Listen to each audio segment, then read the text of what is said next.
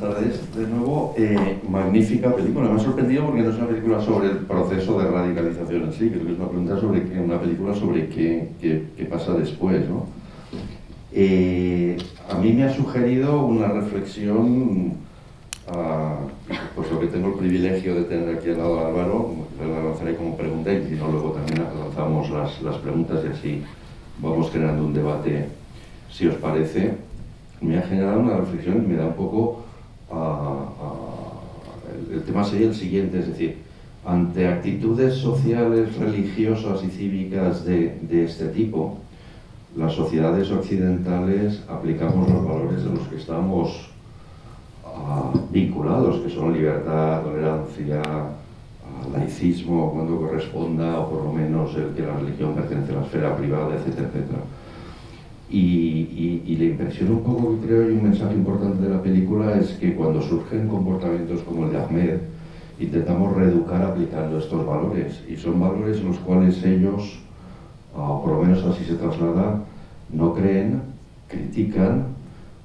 Me llama mucho la atención el momento dado que ha dicho: no quiero volver a la granja porque me tratan demasiado bien. A lo mejor es que si le trataban un poco peor, dice que volvería. Pero la idea es un poco que hasta utilizan este sistema. Entonces eso yo creo que socialmente y como sociedades occidentales es un toque de atención, ¿no? Es decir, ¿cuáles serían los mecanismos para, digamos, corregir este tipo de comportamientos? Echa mucho de menos también, y esto lo lanzo también como punto quizás, la falta de modelos musulmanes no radicalizados en este tipo de entornos, ¿no? Y en la reeducación de este tipo de chavales, ¿no? Pero bueno, yo creo que casi le dejaríamos, si os parece, le pediríamos a Álvaro que nos comente cuáles son impresiones generales y luego, si os parece, pasamos a un turno de preguntas. Muchas gracias, Bruno. Si os parece, empezaría... Comentábamos Bruno y yo justo al terminar la película que este final desconcierta y impacta y a veces incluso puede llegar a eclipsar un poco todo lo demás que cuenta la película, ¿no? Sí que quizá luego podemos compartir impresiones acerca de por qué el final, qué cuenta el final y qué mensaje lanza, ¿no? en relación con las posibilidades de desenganche, de desradicalización o de desestimiento de la ideología radical. Pero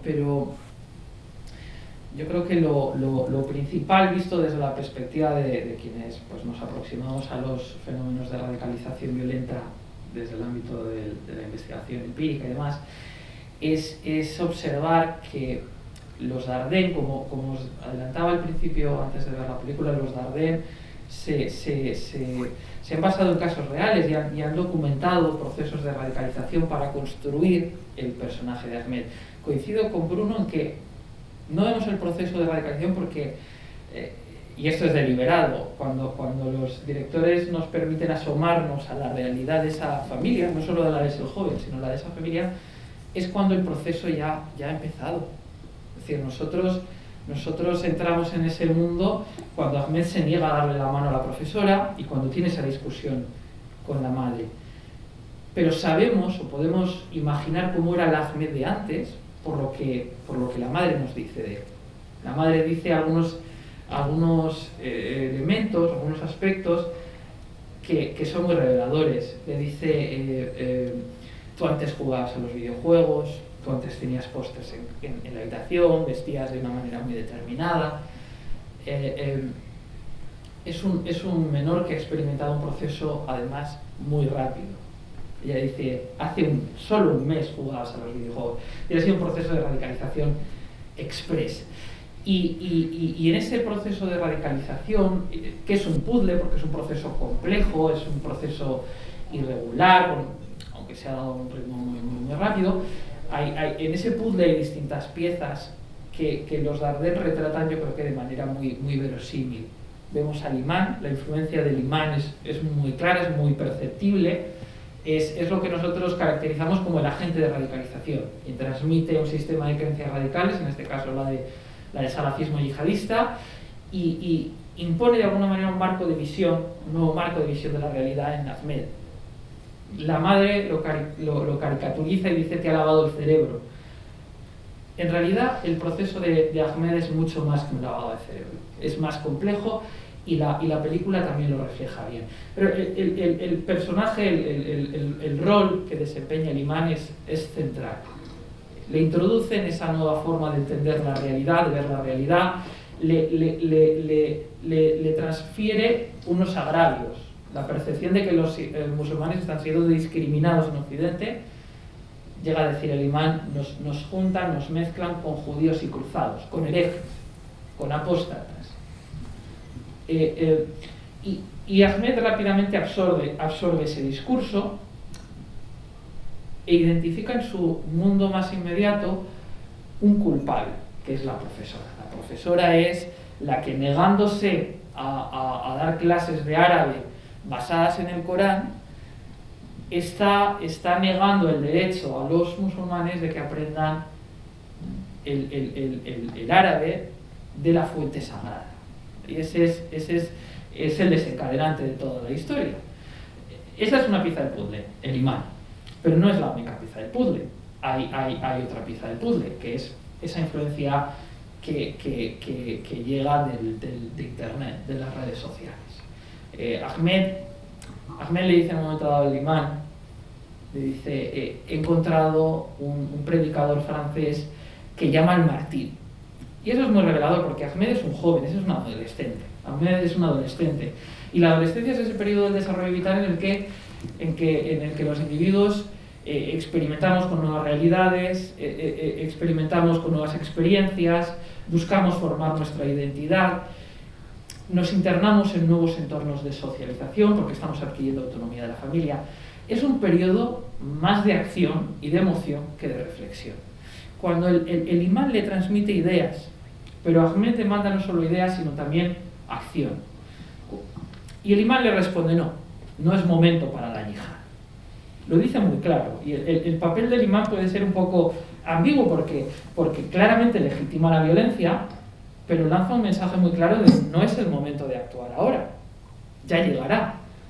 No podemos decir en ningún caso que es el imán el que ha inducido a Ahmed de manera directa a atentar contra la vida de la profesora, pero sí indirecta, lógicamente, porque le ha introducido esas ideas. Ahora bien, Ahmed va a encontrar esas instrucciones para la acción en Internet, en ese predicador francés que llama al martirio. Esa es la segunda pieza del puzzle. Ahmed ya ha absorbido unas ideas radicales y ha recibido una instrucción no directa, porque no hay una relación entre Ahmed y este predicador francés, este predicador virtual, no hay una relación directa como la que existe con el imán, pero en cualquier caso sirve, es una influencia muy poderosa. Hay una tercera pieza del puzzle, que es la existencia de alguien muy próximo a Ahmed, que ya ha participado en actividades terroristas, que es el primo. El primo ha viajado a Siria. El primo se ha integrado en las filas del Estado Islámico. El primo ha muerto y se ha convertido en un mártir. Y Ahmed ha visto los vídeos que se han generado ensalzando la figura de su primo. Cuando nosotros hemos estudiado en el Real Instituto Elcano, cuando hemos hecho estudios sobre procesos de radicalización violenta en España, hemos encontrado que hay dos factores que ayudan a entender por qué unos individuos se radicalizan y se implican en actividades terroristas y otros no. Y esos dos factores son precisamente la existencia de un agente de radicalización y la existencia de vínculos sociales previos con otros sujetos que se han implicado en actividades terroristas. En el caso de Ahmed, el agente de radicalización es el imán, hay un contacto físico con ese imán, pero también es el predicador que opera virtualmente. Y también existen esos vínculos sociales previos porque es el primo al que Ahmed va a tratar de emular. Ahmed también quiere convertirse en mártir, y por eso quiere actuar, por eso no le basta el discurso del imán. Ahora bien, en este proceso tan complejo de radicalización, en ese puzzle, esas tres piezas no bastan. Y esto es algo que de nuevo creo que es un gran acierto de los Dardenne, porque ellos nos han mostrado que hay otro personaje en esta película que también se ve expuesto a esas mismas influencias radicales, que es el hermano de Ahmed. Rashid. Rashid también va a la mezquita. Probablemente no tiene ese vínculo, no ha establecido ese vínculo afectivo y emocional con el imán, ese vínculo que sí ha establecido Ahmed. Ahmed es un joven sin padre, un padre ausente, no solo un padre ausente, un padre rendido. Dice en un momento dado Ahmed, nuestro padre se achantó, porque nuestro padre, el padre, no obligó a la madre a que se convirtiera al Islam, ni a que educara a los hijos en lo que él entiende que es una educación musulmana. Luego Ahmed está falto de una figura paterna, de una referencia paterna, y la encuentra, parece, de una manera afectiva en ese imán. Incluso hay un recurso cinematográfico que utilizan los Dardenne que también es muy, muy revelador. Nosotros no vemos nunca la mirada de Ahmed. Ahmed es muy esquivo, y los Dardenne casi siempre filman detrás, van casi siguiendo el paso a Ahmed. Solo hay un momento en el que Ahmed levanta la mirada y mira a la cámara, y es cuando está mirando al imán. Es decir, es claramente un respeto casi reverencial por ese imán. Rashid no siente eso. Rashid respeta al imán. Cuando tienen la discusión con la madre y la madre le dice a Ahmed, te está lavando el cerebro, Rashid interviene, dice, no blasfemes. Rashid respeta al imán, pero no ha establecido ese vínculo afectivo tan fuerte que sí ha establecido Ahmed. Rashid también es primo de ese joven que se marcha a Siria y muere combatiendo con el Estado Islámico, pero no parece que sienta ese apego.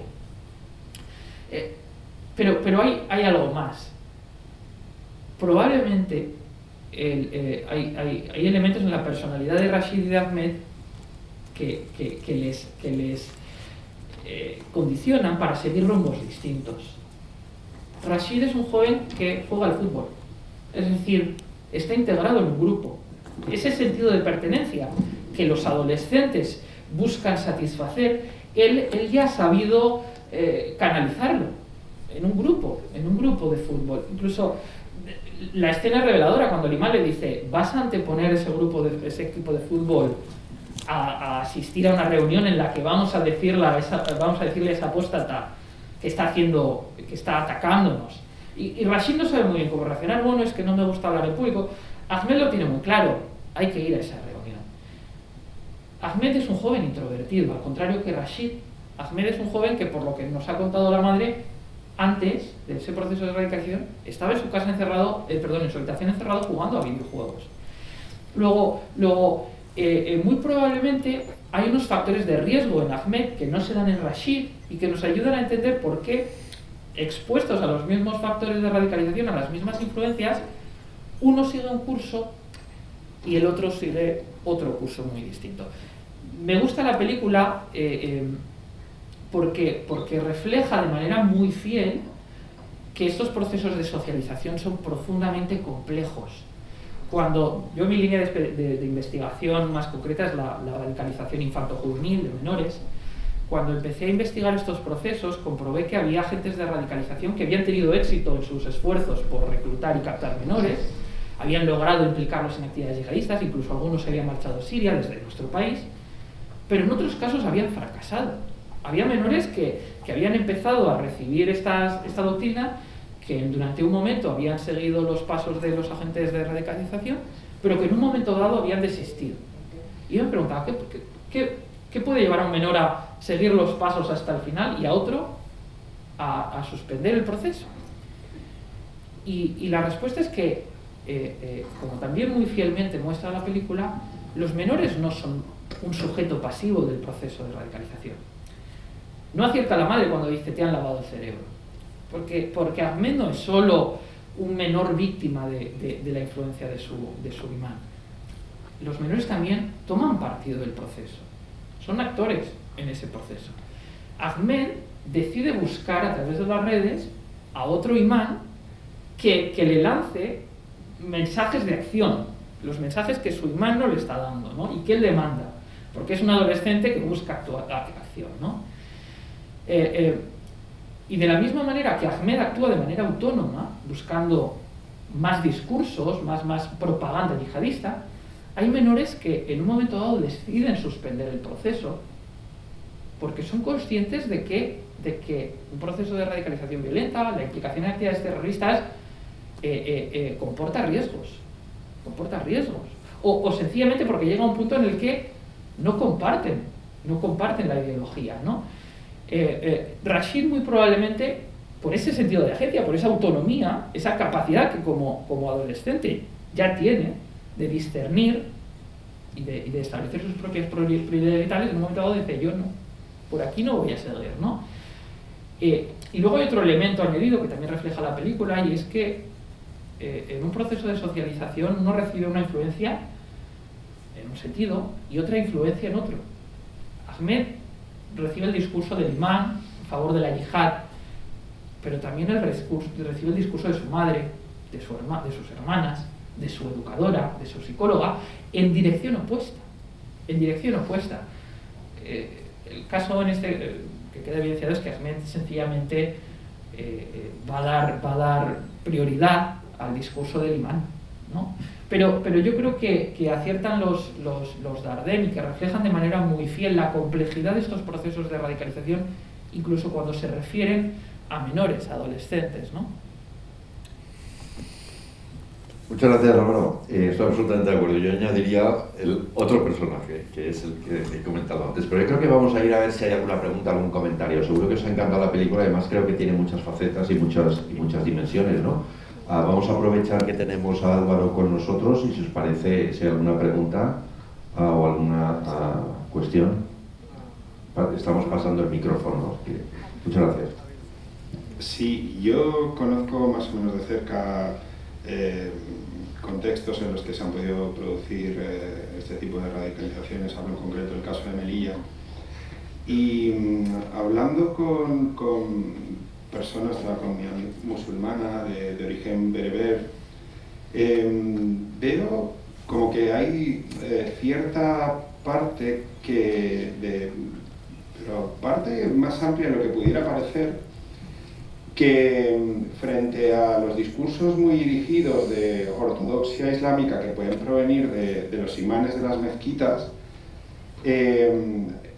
ellos comulgarían más con un discurso, obviamente, un dogma religioso, que es en el que creen, y la fe y la religión que profesan, pero más incardinado dentro del contexto de los valores occidentales.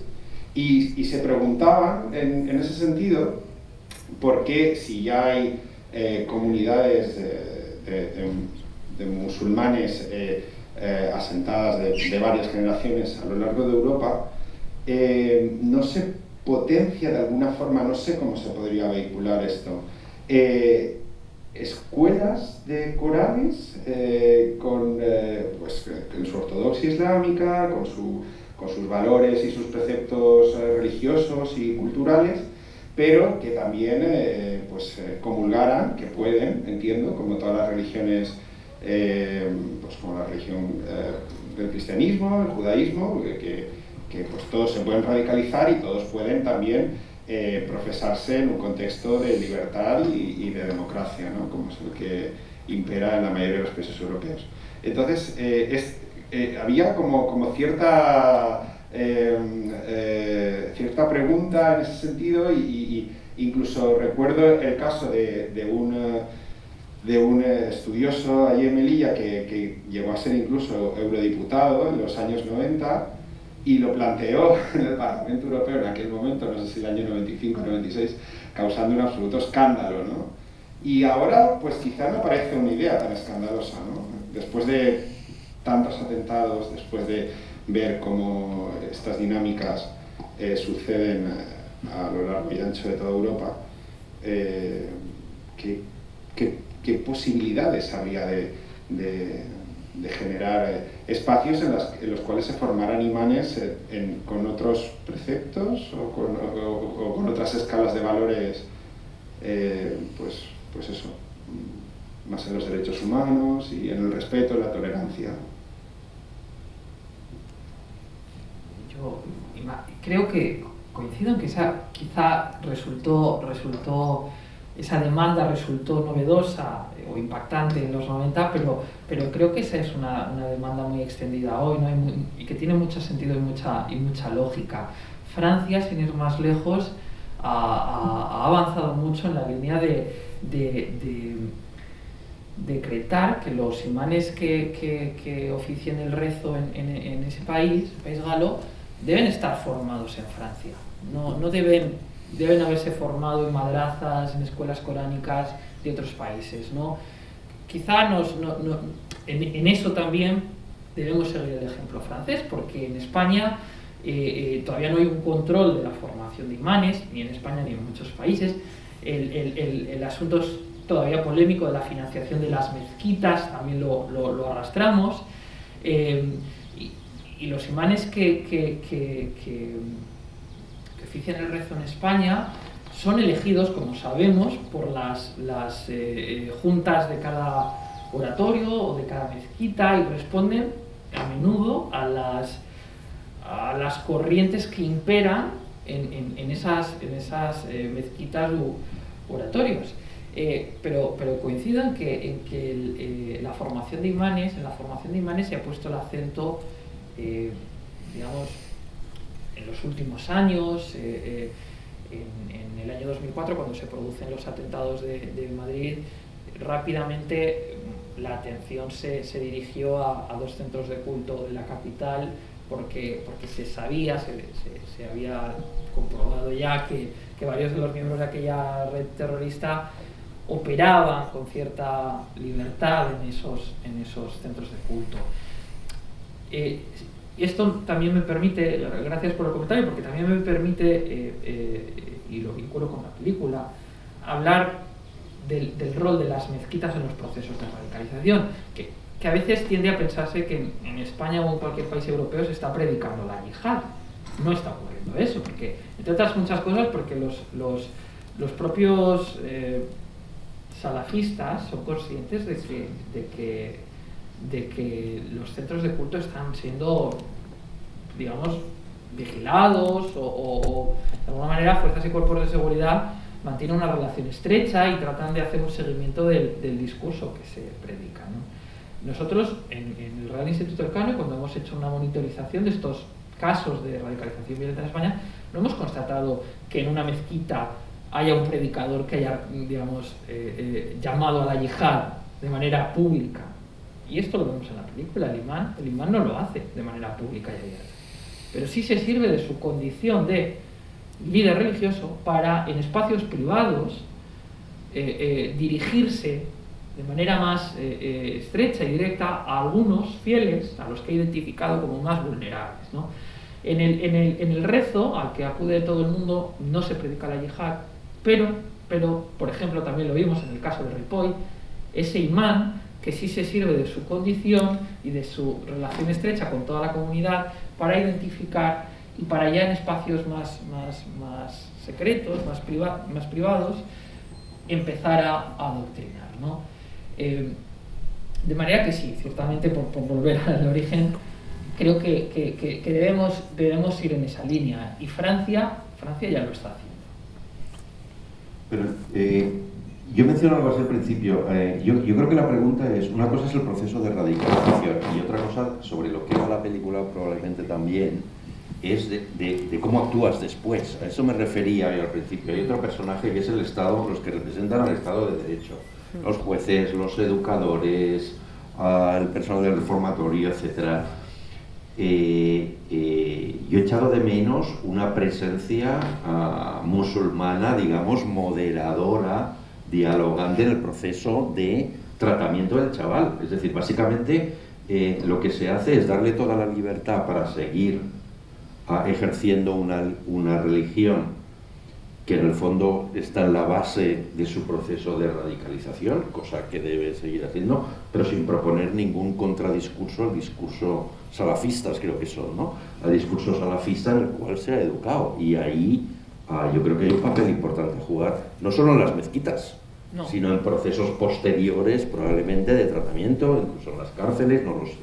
Este punto que planteas no es el gran debate, en Europa, cuando distintos países europeos han empezado a desarrollar planes de lo que llamamos desradicalización, desenganche, se dan en prisiones, se dan en centros de menores. La gran pregunta o el gran debate es, ¿actuamos solo en el plano conductual? Es decir, ¿tratamos de convencer al individuo de que desista de la violencia? O además de eso, también pasamos al plano cognitivo y le tratamos de desradicalizar, de convencer de que sus ideas... O sea, el problema no es solo la violencia, sino hay algo más allá. El sustrato ideológico es el gran problema. El salafismo es un problema porque promueve, de alguna manera, o atenta contra la cohesión social, esta obsesión de Ahmed por la pureza. Ahmed vive en una rigidez brutal, ¿no? Toda su vida se desarrolla en este eje puro-impuro. Todo lo que es impuro hay que rechazarlo, ¿no? Y claro, el debate es, ¿debemos desactivar al individuo mentalmente? Desactivar ese debate, ese eje, y que empiece a pensar y a aceptar una sociedad plural, diversa, abierta, o solo actuamos en el plano conductual y sencillamente nos conformamos con que desista de usar la violencia. Y la mayoría de los programas actúan solo en el plano conductual, comportamental, porque se entiende que en un Estado de Derecho avanzar en el plano cognitivo es conflictivo, ¿no? Pero planteas algo muy interesante.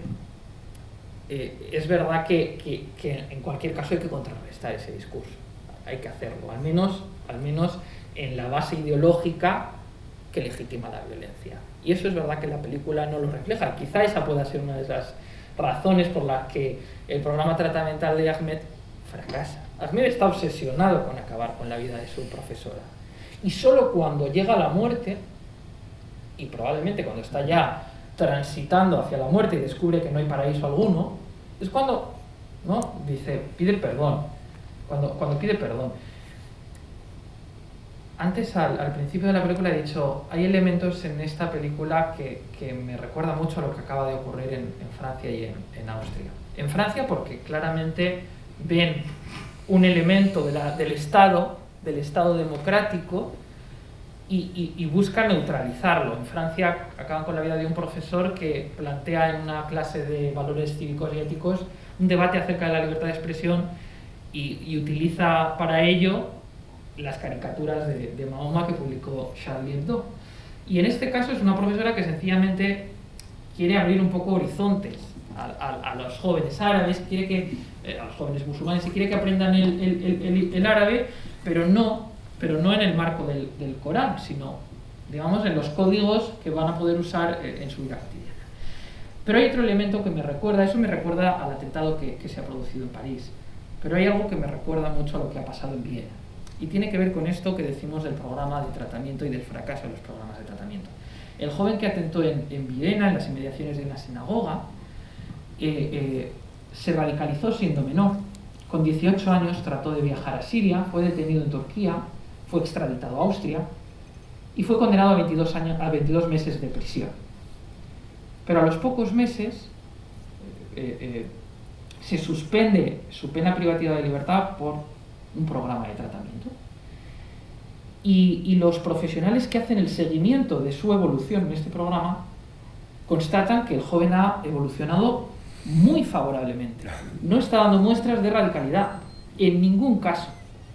Y lo vemos en la película. Ahmed no es tonto. Ahmed, de golpe, cuando entra en el coche y está con su supervisor, dice, no me importa que pongas música. Hace 2 semanas sí, pero ya no. Es que he cambiado. Ahora bien, cuando no le está viendo nadie, cuando no está su supervisor delante, le pide al dueño de la granja que atee al perro. Y tiene una relación muy conflictiva con esa chica y sigue viendo el mundo en ese eje puro-impuro. Pero de cara a sus supervisores, no. Bueno, este joven en Viena hizo lo mismo. Y el balance final de su programa de tratamiento es que había sido un éxito. 2 años después, utiliza un arma de fuego y acaba con la vida de 4 personas en Viena. Es decir, sigue representando una amenaza para la seguridad, ¿no? Pero qué difícil es es un reto enorme poder certificar que un individuo, al menos en el plano conductual, ha llegado a un desistimiento de la violencia. Si es difícil en el plano conductual, en el plano cognitivo lo es todavía más. ¿Cómo podemos comprobar que ha abandonado esas ideas, ¿no? El caso de Viena y la película demuestran que es que nos enfrentamos a un reto enorme, que en otras dimensiones de la actividad delictiva sí se ha podido. Es decir, hay programas de tratamiento, por ejemplo, incluso para los delitos que nos pueden generar más repulsión, como los delitos sexuales. Hay programas de tratamiento que se han demostrado eficaces, es decir, que reducen enormemente la reincidencia. Pero todavía estamos por desarrollar un programa y un mecanismo que nos ayude a comprobar el éxito o el fracaso de estos programas. Y dicho esto, solo una cosa. Lo que sí hemos comprobado en el Real Instituto Elcano es que la tasa de reincidencia de los individuos implicados en actividades yihadistas es bajísima. En España, desde el año 2013, solo el 7% de los condenados por delitos de terrorismo yihadista han reincidido. Y en otros delitos es muy superior. Hablamos creo que en delitos no violentos está cercano al 40%, ¿no? Es decir, es cierto que los programas de tratamiento todavía son una incógnita, el éxito o fracaso de estos programas es una incógnita, pero también no debemos ignorar que la mayoría de estos individuos no reinciden. ¿Hay alguna pregunta? Bueno, pues si no hay más preguntas, yo agradecerle a Álvaro de nuevo su compañía, ha sido fascinante, he aprendido mucho. Y muchas gracias a todos y a todas por acompañarnos durante todo el ciclo y especialmente en esta inhóspita tarde de noviembre, pero que ha sido una tarde de buen cine. Muchas gracias a todos y hasta el año que viene con el nuevo ciclo. Muchas gracias.